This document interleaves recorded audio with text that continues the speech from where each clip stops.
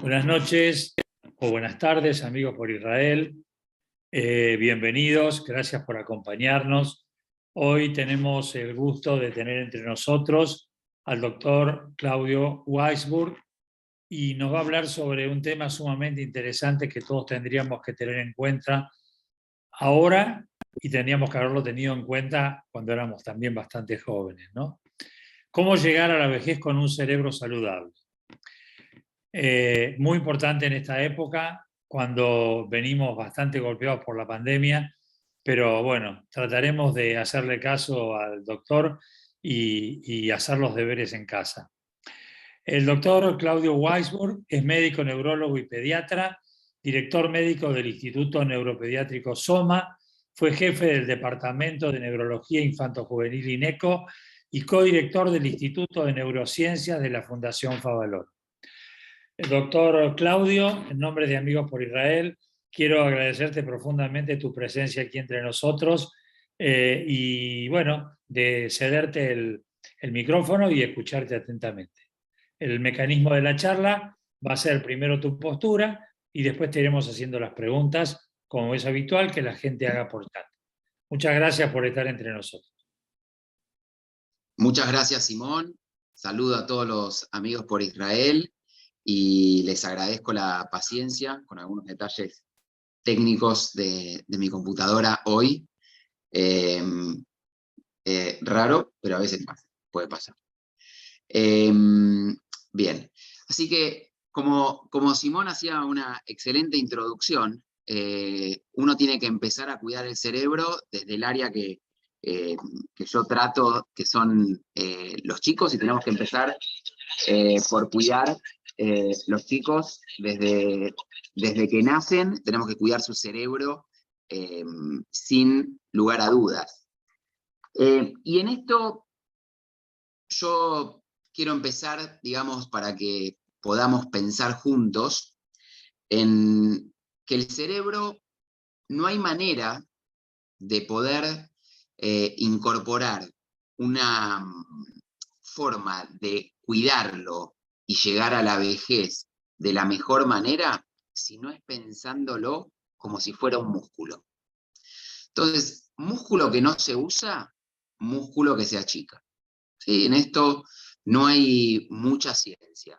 Si yo no utilizo un músculo, de hecho, si me opero el ligamento cruzado o me opero de un menisco y tengo inmovilizada mi pierna durante 2 semanas, me saco la férula y mi pierna tiene el músculo más chico que la pierna que se estuvo moviendo. Es decir, que el no movimiento y el no uso de un músculo hace que ese músculo se achique. La no utilización de nuestro cerebro y el no desafiar constantemente a que nuestro cerebro tenga que conscientemente utilizar energía, consumir cambios y generar el modelo neurobiológico más importante que tiene nuestro cerebro es la neuroplasticidad. Y el cerebro del recién nacido no es el único cerebro que es neuroplástico. ¿Qué es la neuroplasticidad? La neuroplasticidad es cómo el cerebro cambia según cómo se lo estimula. Entonces, si yo tengo una forma de poder moldear y cambiar, cambiar el cerebro constantemente, la forma dinámica en la que uno genera cambios en el cerebro es la neuroplasticidad. O sea, la neuroplasticidad es cómo la experiencia modifica el adentro. Entonces, cuando el cerebro nace, nace todo vacío. Nace todo como si fuera un terreno que hay que poblar, como si fuera una ciudad que hay que llenarlo de edificios, como si fuera una autopista que se tiene que llenar de autos. Pero nace vacío y los estímulos que va a ir recibiendo el cerebro va a ser lo que hace que ese cerebro sea más o menos ancho, es decir, que una callecita sea finita o sea una autopista de 5 avenidas, depende de cómo lo utilicemos, cómo lo estimulemos. Entonces, la experiencia modifica la corteza de nuestro cerebro. Y de alguna manera, padres, madres, abuelos, docentes, son arquitectos y hasta citoarquitectos de la propia arquitectura que se va generando a quien estimulamos, ¿no? Entonces, neuroplasticidad, experiencia, modifica la corteza cerebral. Esa experiencia va a depender del estímulo y el estímulo va a depender de cómo lo utilicemos. Es muy importante utilizar el cerebro y desafiarlo constantemente. Entonces, si uno se pregunta cómo hacer para llegar a cierta edad con el cerebro como tal, o como Mirta, o como una persona a la cual admiremos que haya llegado de la mejor manera, es porque desde chiquito siempre estuvo trabajándolo.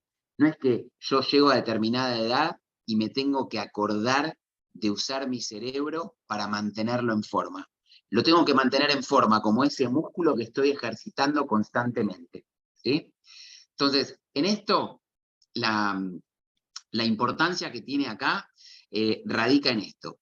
Entonces, si uno tiene que tomar en cuenta cómo generar estos desafíos, es con cosas nuevas. A todos, la pandemia del 2020 nos agarró con situaciones en donde nuestro GPS mental tuvo que recalcular. Esa flexibilidad cognitiva que necesitamos, que tuvimos que haber utilizado todos de alguna u otra manera, porque abruptamente se presentó una pared que dijo, hasta acá llegaste, ahora hay que ir por un camino nuevo, y el cerebro al principio estaba como un gran GPS con toda la vocecita recalculando de cómo íbamos a hacer. La importancia estuvo en qué pudimos haber aprovechado en esa instancia para poder ponernos en una situación en donde desafiábamos a nuestro cerebro desde que nos levantábamos hasta que nos acostábamos, estando siempre en nuestra casa. Entonces, el ingenio, la imaginación y cómo innovábamos en nuestra propia actividad rutinaria hacía que podamos generar mayores o menores desafíos, si nos generamos objetivos y propuestas de poder hacer lo que nunca habíamos hecho y siempre quisimos, hacerlo por esta vía, y nosotros teníamos los nietos que se encontraban con los abuelos en plataformas como la videollamada por WhatsApp, o el Zoom mismo, que al principio no lo manejábamos ninguno, ni los grandes ni los chicos, y después era la moneda corriente con la que nos comunicábamos entre las personas. Pero, ¿cuántas cosas nuevas cada uno de nosotros, si mira para atrás el último año y medio o los últimos 2 años, fuimos haciendo, y cuántas cosas nuevas hacemos todos los días de nuestras vidas? Así que es importante, y acá justo me apareció cómo ayudamos a nuestros hijos y a nuestros nietos. En esto hoy, el desafío que tenemos padres y abuelos con nuestros hijos y con nuestros nietos es poder utilizar la tecnología de manera inteligente para poder relacionarnos con los que no podíamos vernos en su momento. Hoy el mantener el músculo de nuestro cerebro involucra un aspecto que es un tip, que es una sugerencia, que tiene que ver con cómo tenemos que poner en una primera instancia los vínculos. La socialización de un niño de 1 año o de una persona de 80 es tan importante y hace a la calidad de vida y hace a sobrevivir más tiempo en base a los vínculos. Es decir, es tan importante interactuar entre pares de contemporáneos como interactuar y recibir el estímulo, porque la persona que recién preguntaba cómo estimulamos a nuestros hijos y a nuestros nietos, en general, nuestros hijos y nuestros nietos, y sobre todo los nietos con los abuelos, son un factor de estímulo increíble. Es decir, la alegría que tiene un abuelo cuando ve un nieto es inconmensurable de alguna manera, pero por otro lado, el estímulo que recibe un abuelo cuando está con su nieto es mucho más grande que cómo un abuelo cree que puede estimular mejor a un nieto. ¿Se entiende? Es decir, muchas veces yo como abuelo estoy pensando cuál es la mejor estrategia que tengo para estimular a mi nieto de 2, de 3, de 5, y no me doy cuenta el estímulo importante que es para mi cerebro estar con él. Y me di cuenta cuando no estuve con él. Cuando el año pasado no lo pude ver en persona, cuando no pude socializar, cuando no pude interactuar. Los estudios más importantes de felicidad y de bienestar siempre involucran los vínculos, la familia y los amigos que uno genera y cosecha a lo largo de la vida. El, los estudios que involucraron hasta muchos investigadores principales eh, marcaron que el bienestar y la felicidad que una persona tiene hasta el último día de su vida no tiene que ver con lo que logró económicamente o la posición laboral que tuvo, sino los vínculos que estableció. Y por el otro lado, la soledad mata. La soledad genera enferma tanto como enfermedades crónicas que conducen a un estado de no mantener el cerebro en forma. Entonces, en esto, por la pregunta que justo se me atravesó, uno tiene que tener en cuenta que la socialización y los vínculos es un factor que está estimulando nuestro cerebro de manera constante y viceversa. El no estar vinculándonos o cuando se nos puso en jaque la presencialidad, la socialización, se nos puso en jaque una gran parte del estímulo muscular de nuestro cerebro. Una forma importante desde chico hasta el más grande, el que hace deporte competitivo o el que hace una actividad aeróbica, tiene que ver con la actividad física. Hacer actividad física diariamente por más de media hora, no importa si es caminar despacio o rápido, es hacer una actividad física, consolida el conocimiento, genera oxigenación cerebral, aumenta la sobrevida. Es decir, que hablamos de socialización, hablamos de actividad física, ¿sí? Que son aspectos importantes, cotidianos, que tienen que formar parte de nuestra rutina en nuestra cotidianidad, ¿sí?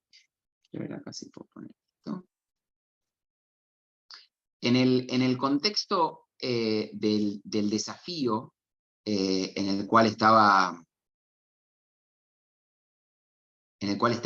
recién hablando, siempre hacer cosas nuevas generan modificar conexiones cerebrales. Si yo hago siempre lo mismo, siempre voy por el mismo camino, siempre hago lo que ya sé, siempre genero me encuentro cómodo en mi zona de confort. Cuando yo me siento cómodo en una zona de confort, tengo el cerebro en automático. Yo no pienso cómo voy al trabajo todos los días, si camino las mismas 3 cuadras o voy con el auto por las mismas 10, 15 o 20 y agarro siempre el mismo camino. Estoy pensando en otra cosa mientras hago lo otro en automático.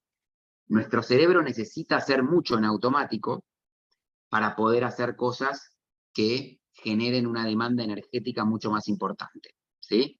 Es decir, que cuando yo genero cosas nuevas, al cerebro le genero nuevas conexiones o estimulo las conexiones que están. Cuando yo voy por automático, no genero estímulo, no genero desarrollo de nuevas conexiones y no genero nada que vaya a perdurar en el tiempo, ¿sí? Si yo nunca hablé inglés, hebreo, yiddish y lo aprendí, en un momento, cuando yo estoy aprendiendo algo nuevo, estoy gastando combustible en nuestro cerebro, estoy generándole energía y estoy consolidando nuevas conexiones.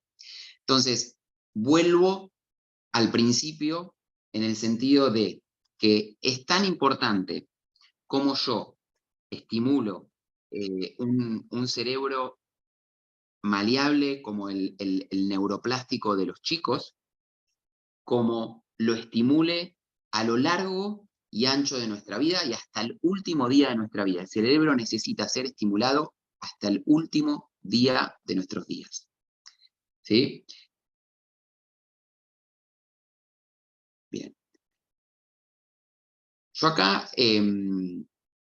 Simón, estoy de nuevo con la compu que puedo poner la presentación. Acá estaba con una pantalla que no podía. Si me habilito en el otro, puedo... ¿Estás habilitado, Claudio? Ah, bueno, pero se fue. No sé qué le pasa. Ahí se fue. Bueno, pero entonces, en el contexto de poder mantener un cerebro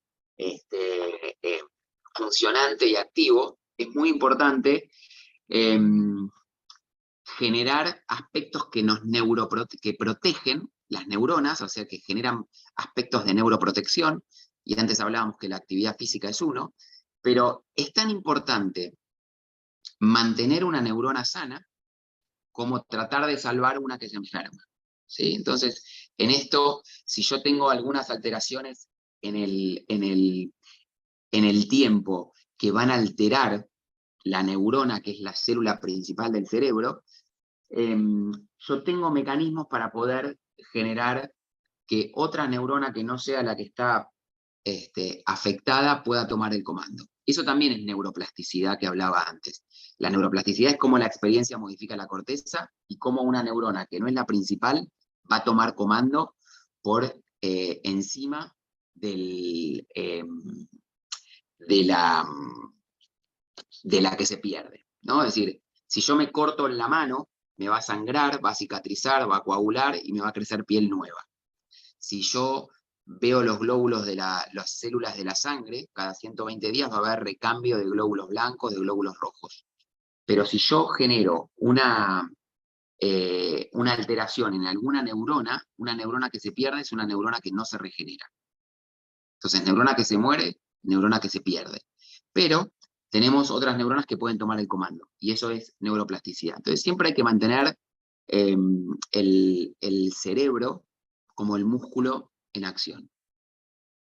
Actividad física, socialización, dieta. Una dieta saludable es muy importante desde que somos chiquitos hasta que somos grandes, y hay que mantenerse saludable. Es decir, que para mantener la circulación cerebral a lo largo de la vida saludable, hay que pensar en los mismos factores que tengo que cuidar para el corazón como para el cerebro, ¿no? Es decir, lo cerebrovascular y lo cardiovascular vienen de la mano, y los factores de riesgo, como son el colesterol, el sobrepeso, el sedentarismo, el tabaquismo, la diabetes, son aspectos que modifican la vasculatura, y la vasculatura, o que los vasos no permitan que el flujo de sangre llegue al cerebro de manera saludable, también van a afectar nuestro pensamiento y nuestras actividades ejecutivas. Así que esto es importante. Y muchas veces existen momentos bisagras en la vida de las personas, como por ejemplo cuando una persona se retira o se jubila de su trabajo, se retira de su actividad, pero no tengo que jubilar a mi cerebro, no tengo que quedarme en casa viendo la tele sin generar actividades desafiantes que vayan generando una modificación mental, ¿no? Entonces yo tengo que pensar al cerebro como un músculo que tengo que estar haciéndole constantemente una gimnasia mental. Y el título que tenía, digamos, puesto en la charla de cómo hace una persona como Mirta Legrand para mantener el cerebro como lo tiene y haberse ganado premios de cerebros saludables y de cerebros en forma, eh, tiene que ver que está todo el día desafiando, está todo el día leyendo, está todo el día dándole información y está todo el día tratando de aprender cosas nuevas. Y si yo voy a charlar con Simón, me leí antes la biografía de su vida, antes de ir a hacerle una pregunta, y estoy todo el tiempo con un factor que es sumamente importante para el desafío cerebral, que es la curiosidad. Si yo tengo curiosidad, si yo voy a leer, si yo busco información, si estoy todo el tiempo con ganas de querer aprender, que a veces eso lo vemos en los chicos, ¿no? Los chicos son curiosos, exploradores natos. Eso es algo que nunca tengo que perder, la curiosidad de seguir siempre buscando cosas nuevas que mantengan mi músculo cerebral en forma. Un aspecto importante que con la edad se va perdiendo en calidad y en cantidad es el sueño. Entonces, dormir fue también una actividad que fue todo un desafío, dormir bien, dormir en tiempo y forma, durante la cuarentena, porque el desgaste físico que tenía no era el mismo cuando me quedaba en casa, salía poco, que cuando salía a trabajar, que cuando salía a hacer las compras, que cuando salía a mi actividad, que cuando llevaba a mi hijo, a mi nieto, a alguna actividad tantas veces por semana, o tenía una actividad que hacía cotidiana y rutinariamente. Entonces, en esto, el hecho de no desgastar durante el día energía genera claramente situaciones que a lo mejor no me permitían estar cansado o llegar con sueño a la noche. Y el dormir bien genera tener un mejor día. Mi mente va a estar más despierta y mi cerebro va a estar más permeable para el aprendizaje si a la noche dormí bien. Cuando yo voy creciendo, las etapas de sueño profundo las voy perdiendo.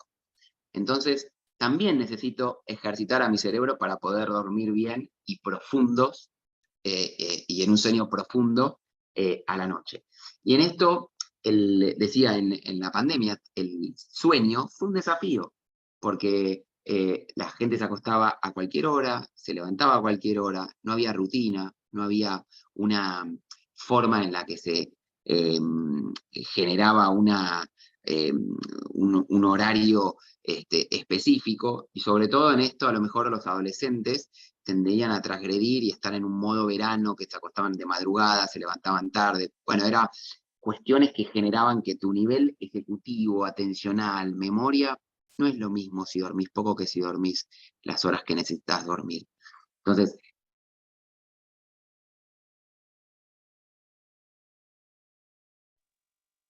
el sueño, física, junto con la socialización, junto con la dieta, junto con el sueño, y estar todo el tiempo aprendiendo cosas nuevas, el idioma, haciendo crucigramas, sopa de letras, que generan desafíos constantes, es lo que permite mantener el músculo en forma. Entonces, con la edad, el cerebro siempre va perdiendo tamaño, se va achicando. Entonces, la única forma de mantener al cerebro que no genere los, eh, la pérdida de trofismo, la pérdida de tamaño que la edad naturalmente conlleva, es esto, es mantenerlo en forma, es generar constantemente nuevas conexiones, es estar poniendo a prueba la neuroplasticidad que tenemos y cómo el cerebro siempre tiene esa naturalidad para con la edad ir perdiendo tamaño, pero la capacidad de poder mantenerlo según cómo lo estimulemos. Entonces, en esto nosotros somos responsables de cómo lo vamos a ir generando o cómo vamos a ir estimulando el cerebro de la persona que tenemos enfrente y cómo nosotros vamos a ser parte de esto que mencionaba al principio, que había surgido alguna charla que había tenido con docentes, en donde yo les decía que a los docentes son citoarquitectos o son arquitectos de la corteza cerebral de sus alumnos, porque van a ir dándole forma según cómo la vayan estimulando. Y en esto, el otro punto que pasé, digamos, rápidamente, que tenía que ver con los factores de riesgo vasculares, de vuelta el sobrepeso, el colesterol, la diabetes, el sedentarismo y el tabaquismo, son aspectos muy importantes que hacen al cuidado. Y si yo tengo los vasos, los caños por donde la sangre llega al cerebro en un estado que no es el ideal, nunca mi cerebro va a funcionar de una manera ideal, apropiada y armónica si no tiene una vasculatura apropiada. Y también la vasculatura con la edad va perdiendo calibre, se va generando ciertas obstrucciones que tienen que ver con cómo comemos, con el colesterol que tenemos, con las placas de ateromas que van a ir generando ciertas obstrucciones, que también va a depender un poco de cómo nosotros cuidemos la dieta, los factores de riesgo y la actividad física. Entonces, acá son todos círculos virtuosos o podemos entrar en círculos viciosos en donde una mala dieta, no cuidar los factores de riesgo, no hacer actividad física, sedentarismo, generen una menor circulación cerebral, una peor circulación a través de los vasos y vasos que puedan ir cada vez cerrándose más o obstruyéndose más, y que tienen que ver con cómo uno va a generar estos desafíos. Entonces, en esto, el mensaje tal vez importante para uno llevarse a casa o para quedarse pensando, tiene que ver con cómo cada uno de nosotros, desde que se levanta hasta que se acuesta, genera un propósito que pone en marcha, y no es que la vida pasa sin que nosotros seamos partícipes activos de la misma, sino que genere situaciones que seamos activos y que generemos un cambio y una impronta en donde mantengamos no solo el músculo de nuestras piernas moviéndonos, sino el músculo de nuestro cerebro activándolo de forma constante. Así que todo lo que nosotros hagamos distinto y todo lo que generemos como desafíos conscientes, y todo lo que no utilicemos a nuestro cerebro en automático, en el piloto que va generando sin que nosotros nos demos cuenta, es lo que más cambios va a tener en un presente y en un futuro. Y en un presente también tener la capacidad de poder tener una atención en lo que uno está haciendo, en el momento que lo está haciendo, también conlleva a poder tener un cerebro más feliz, porque tener un cerebro atento a lo que uno está haciendo es tener un cerebro más feliz también. Así que, ¿qué más tenía en la presentación que no pude abrir? ¿Tenés habilitada, Claudio, para la otra computadora, si querés probar, Sí, pero vos sabés que por alguna razón se me cierra. Es como que se me reinicia sola. Ok. Así que la presentación que tenía algunos gráficos y demás no la puedo parar ni me prende, perdón. Así que, digamos, esos son los puntos importantes. Y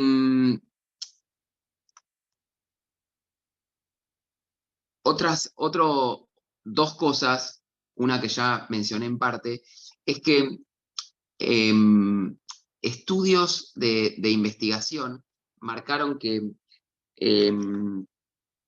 personas que, que, que realizan una actividad física de mayor de 30 minutos por día comparadas con personas de tercera edad que no realizan actividad física, no solamente mantienen su cerebro, no solo mantienen su cerebro y su músculo cerebral en un estado de mayor nivel de funcionamiento y armonía, y hasta en algún sentido de bienestar, sino que la actividad física genera también un aumento de la sobrevida. Y lo mismo que los estudios más largos que se hicieron en calidad de vida y bienestar, tenía que ver con el primer punto que mencionaba, que tenía que ver con cómo las personas generan sobrevida y mantienen su cerebro en un mejor estado físico y mental en base a las relaciones que mantienen y que cosechan a lo largo de su vida, incluyendo obviamente todas los vínculos que uno tiene, desde la familia y los amigos. Simón, ¿qué decía la pregunta del Alzheimer? No, yo no la recibí, la pregunta del Alzheimer, no la tengo acá. No, no la tengo. Ok, no, justo pasó, pero no la llegué a leer.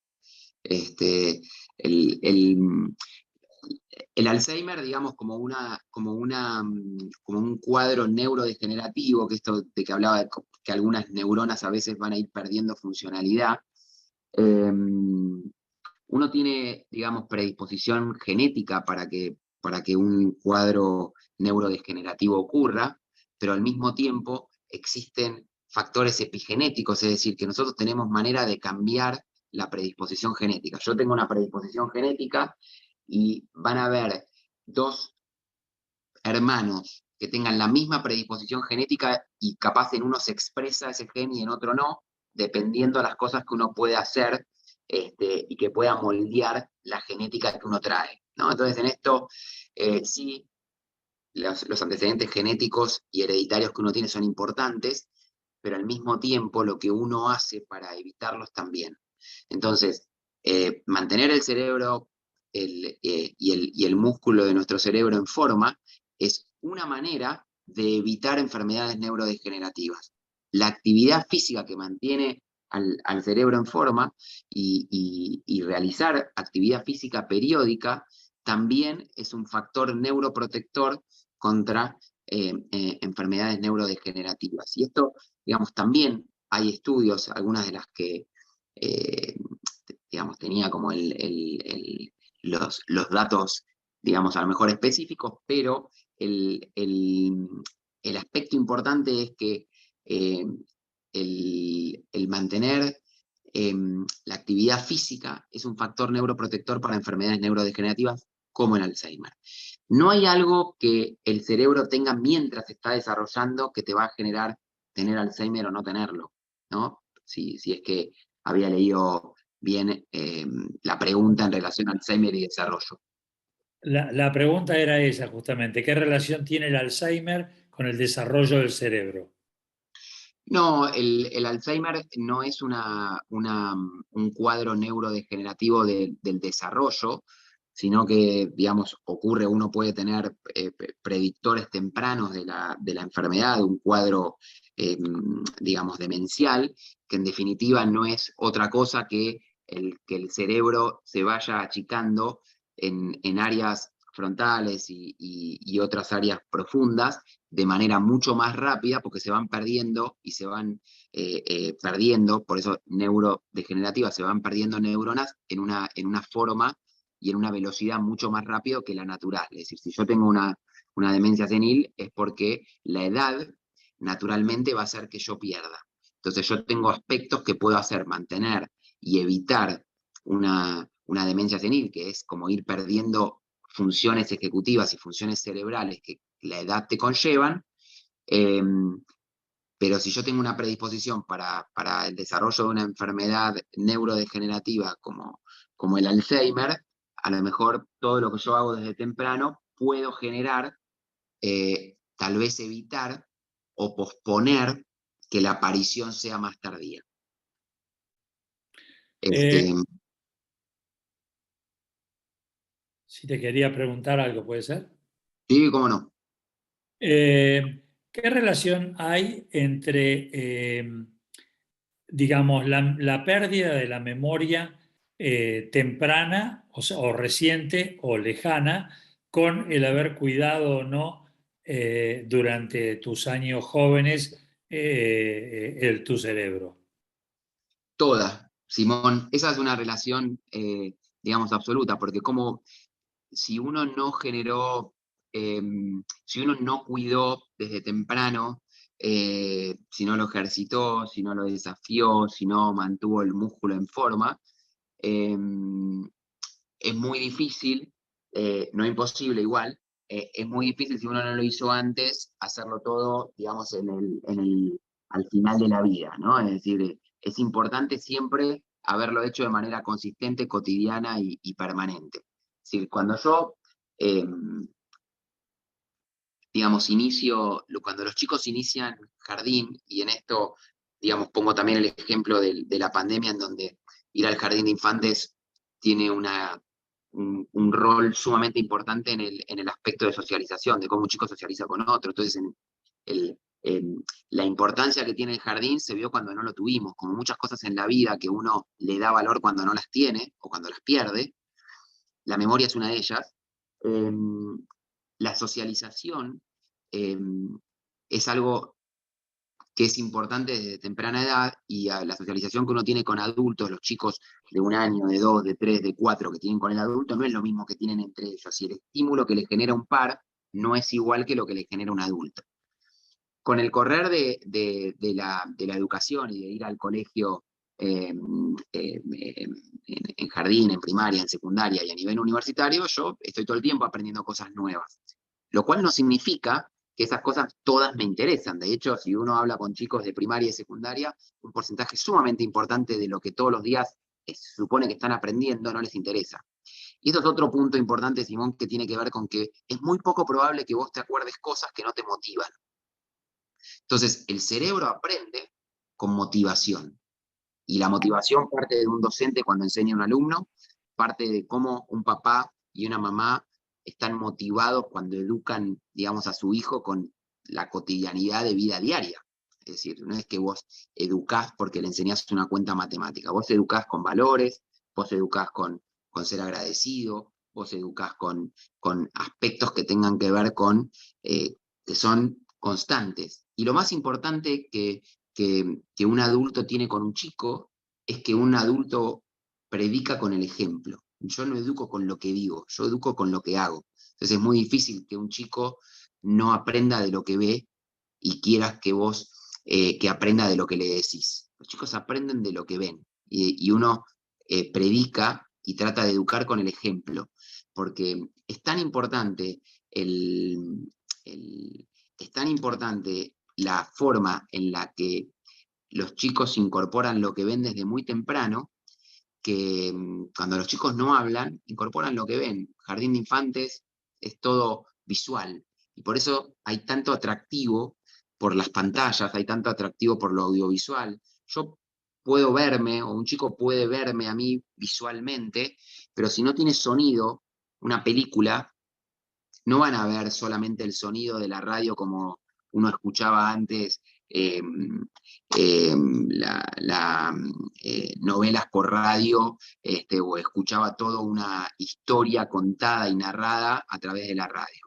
Es decir, que el, el, el, el aspecto visual, pero en este caso, cuando yo educo con el ejemplo, predico de una manera que es invaluable. Cuando yo quiero predicar con discursos, es muy difícil si no hago lo que digo y si no digo lo que hago.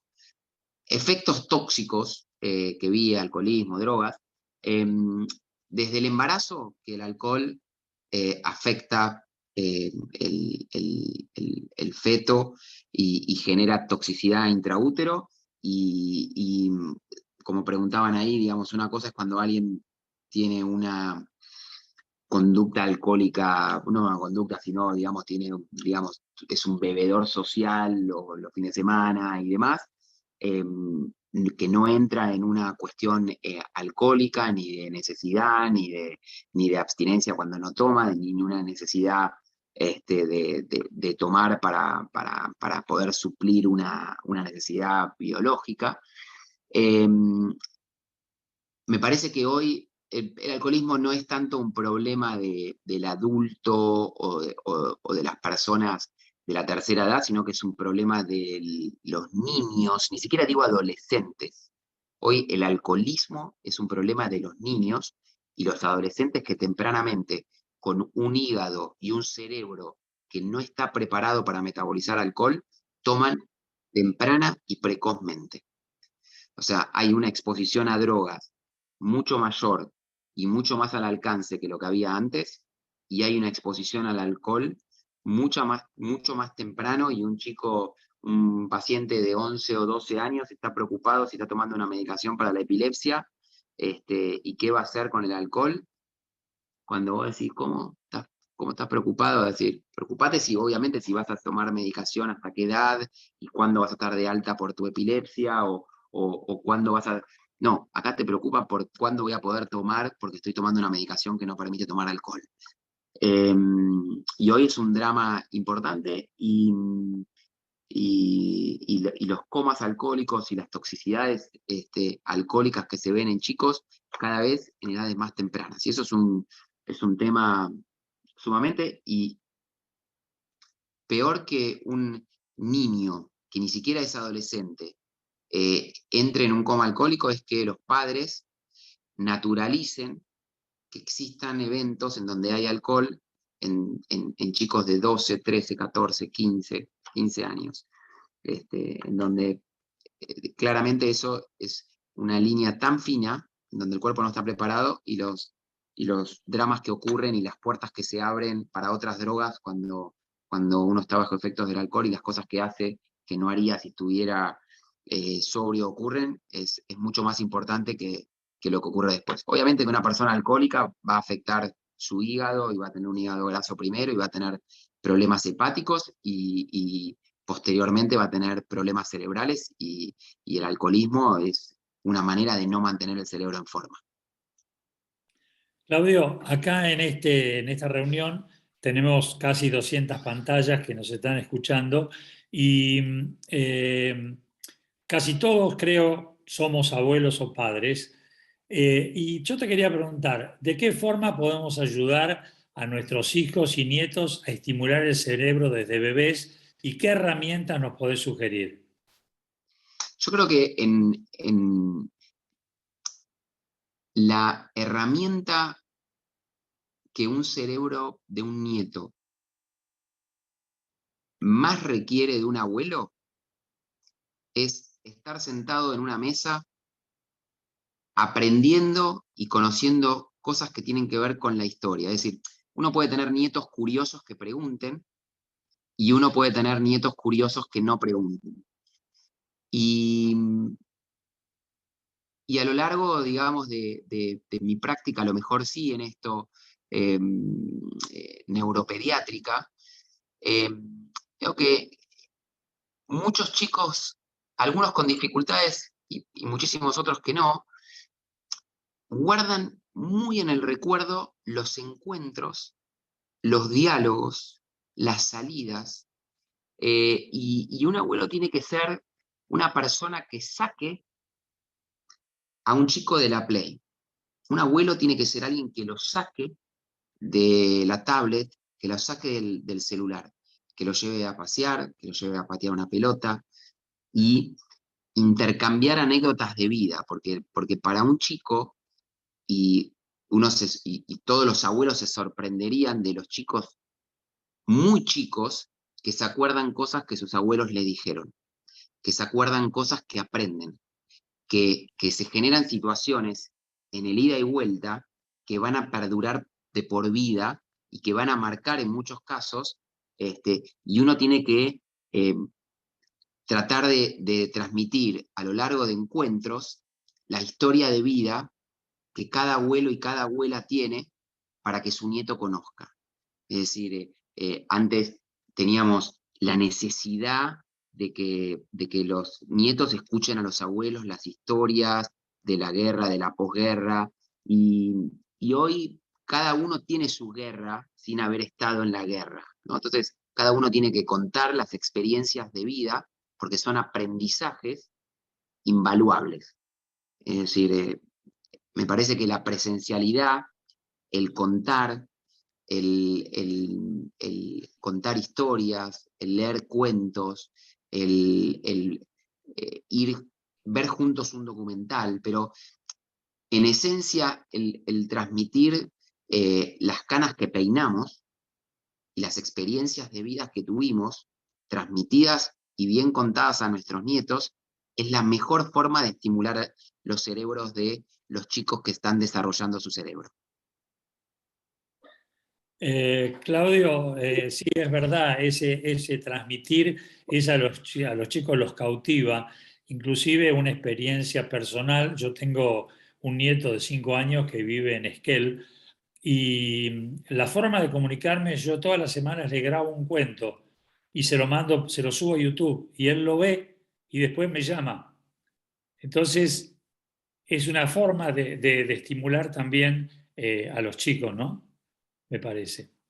Total, Eh, y eso, digamos, es tan importante en esto, digamos, si yo tengo, obviamente, si él en lugar de Esquel vive a la vuelta, o vive a 10 cuadras, o vive a media hora, y yo, digamos, lo veo presencialmente, eh, la importancia de que él lea un cuento que yo le estoy contando con mi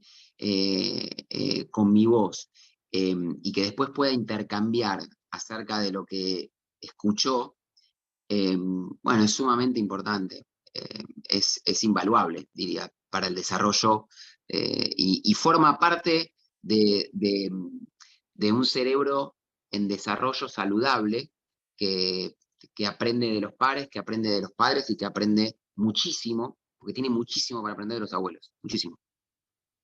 Claudio, ¿qué tipo de ejercicios podemos hacer las personas mayores? Crucigramas, rompecabezas, lectura. ¿Qué actividades son las más útiles? Las actividades más útiles son las que menos automáticas son. Es decir, todo lo que te salga casi sin mirar es lo que no te va a estimular en lo más mínimo ningún área de tu cerebro. Todo lo nuevo, es decir, cuando vos haces una sopa de letras, cuando haces un crucigrama, cuando haces un sudoku y demás, es lo que está estimulando áreas de tu cerebro. Cuando vos eh, tomás un camino nuevo, cuando vos aprendés un idioma nuevo, cuando todo lo que vos haces novedoso es de alguna manera el factor motivador para que tu cerebro le ponga conciencia, gaste energía y consolide conexiones porque se trata de algo nuevo. Y todo lo que va por el otro carril es todo lo que no va a generar ningún tipo de novedad, no va a generar ningún tipo de motivación y no va a generar ningún tipo de conexión nueva, ningún tipo de conexión nueva al cerebro. Así que si yo siempre hice sopa de letras, si yo hago la que ya conozco, no va, siempre tienen que ser cosas nuevas y a veces si estoy acostumbrado a hacer una, tengo que hacer otro. Si estoy acostumbrado eh, a, a, a ir por un camino, a agarrar otro, practicar lo que siempre quise y nunca me animé, y lo que genera novedad. Lo que genera novedad motiva, lo que genera novedad desafía y lo que genera desafío estimula y le da trofismo al músculo en esto. Es decir, sí, lo que yo hago, y después la lectura, es decir, porque yo puedo poner en desafío a mi cerebro claramente eh, con, con una sopa de letras, con un crucigrama, pero leer un libro eh, es, y estar dentro de ese libro, con lo que yo decía, un cerebro atento es un cerebro feliz, porque si yo estoy concentrado en lo que leo, y me meto adentro de la novela, o me meto adentro de la historia, o me meto adentro de la anécdota y la estoy viviendo mientras la leo, estoy estimulando el cerebro y mucho. Entonces, leer es muy importante. Y a veces ver una película en compañía y poder discutir sobre lo que veo también es estimulante. Pero, digamos, es muy importante el, el, el tener en cuenta de que no hay que si yo me duele la pierna o puedo caminar, pero camino más lento, no importa, tengo que salir a caminar, porque lo que más va a generar circulación cerebral, lo que más va a generar circulación en mi rodilla que tiene artrosis, es moverla. Sí, y todas las personas que están acá en mayor o menor medida se dan cuenta que a veces uno se levanta y está un poco duro y con el movimiento entra en calor los músculos y los huesos. Yo tengo que mantener en calor, siempre tengo que tener entrado en calor mi cerebro y para eso lo tengo que desafiar. Claudio, actualmente pasamos mucho tiempo en las redes sociales y en las noticias. Estamos muy pendientes de la computadora, del celular. ¿Todo contenido ayuda a mejorar nuestro cerebro o, por ejemplo, las noticias que vos ves negativas o que nos generan estrés, considerás que sería mejor dejarlas de costado? Absolutamente. Y en esto, el gran ejemplo también que nos dejó el 2020 y gran parte del 21 era la sobreinformación, la desinformación y la parte pandémica de la información, que era la infodemia. Es decir, que uno estaba con la pandemia de información, algunas fake news, algunas noticias falsas, algunas cosas que no están. Pero cuando vos incorporás eh, información y noticias negativas, siempre va a tener un impacto negativo en uno. Entonces, todo lo que yo pueda dejar a un costado de noticias negativas, de las que no como un negador de la realidad, ¿no? Pero todas las noticias negativas que no sumen, que no me van a dar nada más que un dolor de cabeza, es mejor ir por las positivas. Es decir, la psicología positiva tiene que ver con poder retroalimentar cosas buenas van a pasar, entonces cosas buenas tengo que ver, y tengo que retroalimentar positivamente. Si yo estoy todo el tiempo en un círculo vicioso donde leo cosas negativas, cosas malas van a pasar, que ya bastante lo tenemos, porque siempre creemos que cosas malas van a pasar, aunque no pasen, ¿no? Como que siempre hay algo en el fondo que cosas malas pueden pasar. Entonces yo tengo que cambiar el chip de positivismo y de un optimismo que no sea falso, o sea, que no sea un falso optimismo, pero estar en el círculo de una psicología positiva genera un impacto mucho mayor que estar en un círculo vicioso de psicología negativa. Claudio, sabemos que la alimentación es muy importante, juega un rol muy importante. ¿Qué alimentos vos considerás que son los menos saludables y los más saludables? Bueno, una dieta saludable tiene que ver con, primero, el cerebro necesita y le hace bien todo lo, digamos, parte de los ácidos grasos esenciales que tienen los pescados y todo los omega 3, el omega 6 y demás, pero yo necesito tener una dieta rica en verduras, en frutas, en fibra, necesito tener componentes y materia prima que tengan un impacto directo en las áreas que conforman las neuronas, los axones y las dendritas y demás. Entonces, en esto, eh, ponerle a la ensalada, decir a la verdura aceite de oliva, que tiene algunos componentes que son positivos, como ácidos grasos esenciales y ricos, y que me van a ayudar en la nutrición de la neurona, siempre va bien. Eh, y, y después, por más que nosotros somos seres argentinos, digamos, en general es muy carnívoro, digamos, también la carne hay que comerla, pero no en exceso, hay que mechar el pescado con la carne blanca, el ave y no toda carne roja. Y bueno, las verduras que pueden ser ricas no son saludables, y todo lo que son legumbres, frutos secos y demás son muy importantes para una dieta equilibrada, ¿no? Y sobre todo, eh, eh, lo que tiene que ver con estos aspectos de la dieta y evitando, digamos, la sobrecarga de sal, la sobrecarga de azúcar y la sobrecarga de hidratos, ¿no? Este, Voy a tratar de leerte una pregunta que me hicieron porque está un poco confusa, pero voy a tratar de leértela. Dice, estoy notando que quiero decir una palabra que sé que la sé, un nombre, un sitio, y siento que se me aleja, que no puedo captarla y después de un rato, cuando ya no viene a cuento en la charla, aparece. ¿Esto es símbolo de daño? ¿Es normal? no, es normal, es decir, quiero decir, habrá que ver si esto es una cuestión que para cada cosa que quiero decir me pasa esta sensación, no. Ahora, si en el día o cada tanto me pasa que quiero decir algo, lo tengo, no me sale, estoy ahí, eso pasa a todas las edades. Lo que pasa que desde las personas jóvenes de 20 y pico, 30 y pico, 40 y pico, cuando una palabra que quieren decir no les sale, ya piensan que tienen un problema cognitivo, o que están frente a un cuadro grave. O uno de 40 que se empieza a olvidar cosas. Entonces, en esto, normalmente lo más importante para que esa palabra que no me acuerdo en ese momento vuelva es dejarla pasar, porque cuando no me concentre va a venir. Así como muy buenas ideas pueden venir cuando estoy relajado, cuando estoy en la ducha, cuando estoy caminando, la palabra que no me acordaba va a venir cuando deje de pensar y hacer fuerza en querer acordármela. Pero siempre puede ser algo esperable y normal que nos pueda ocurrir a todos, que alguna palabra podamos no acordarnos, de las que una palabra específica podamos no acordarnos en algún momento dado, ¿no? Es decir, como es el nombre o como es la relación de una cara con un nombre y demás. También me preguntan acá cómo diferenciar el deterioro normal con la edad con una enfermedad como el Alzheimer o la demencia senil. Bueno,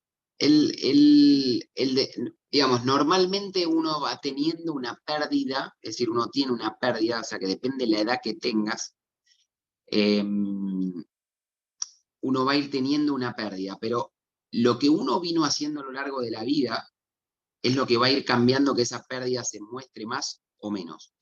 Y en general, en cuadros neurodegenerativos muy incipientes, tanto de una demencia senil como de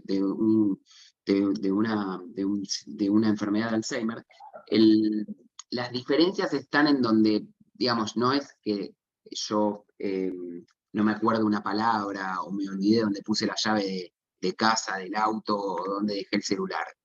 Empiezo a no saber dónde estoy, empiezo a no saber quién soy, empiezo a no poder reconocer mi casa, empiezo a no poder reconocer cosas más grandes y empiezo a perderme en tiempo y espacio, es decir, que empiezo a perder habilidades cognitivas un poco más grandes que solamente una pérdida leve de memoria.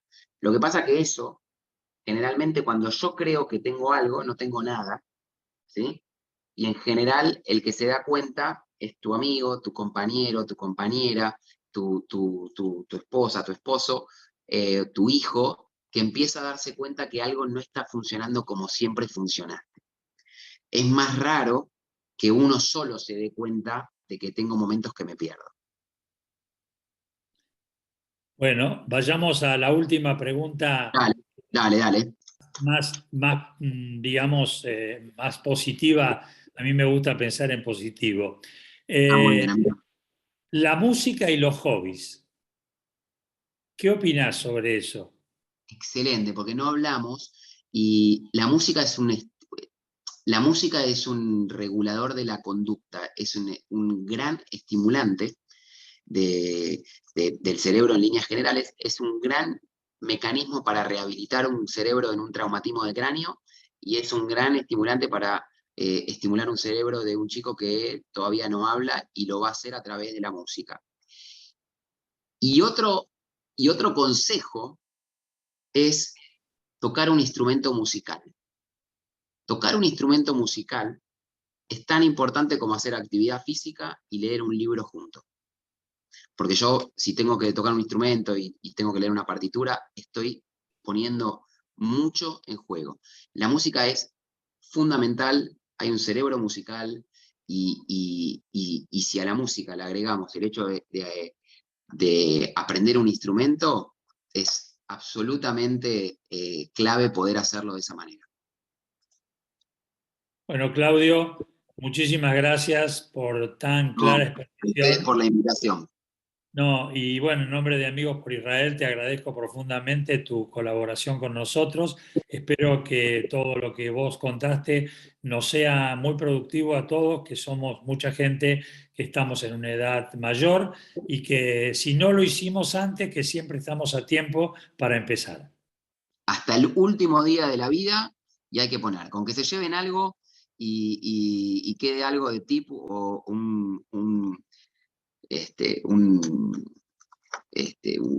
consejo que pueda aplicar y llevar a cabo, es genial. Muchísimas gracias, Claudio. Quiero aprovechar este momento para invitarlos a todos nuestros amigos para el próximo sábado a las 19 horas que vamos a realizar una actividad en la que habíamos suspendido por falta de internet, que es la ópera La Judía de Alevi, con comentarios de Martha Wolf. La Judía es una gran ópera con música de Alevi, libreto en francés de Scribe, y se estrenó en la Ópera de París en el año 1835. Así que bueno, los esperamos el sábado a las 19 horas, donde podremos compartir no solamente la charla, sino uno de los momentos más importantes de esta ópera. Shabbat Shalom para todos, que estén bien y bueno, nos vemos el próximo sábado. Gracias por acompañarnos.